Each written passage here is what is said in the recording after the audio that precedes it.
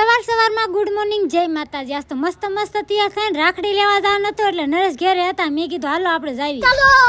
પછી તો ઉતરી ગયા નરેશ દાદરા, એની પાછળ હું આવી ગયા ગાયત્રીમાં, લઈ લીધી રાખડી। નરેશ કે બહુ વાર લગાડી, ટ્રાફિક એટલી વાર તો લાગે ને। તા મળી ગયા પ્યારા સબસ્ક્રાઇબર।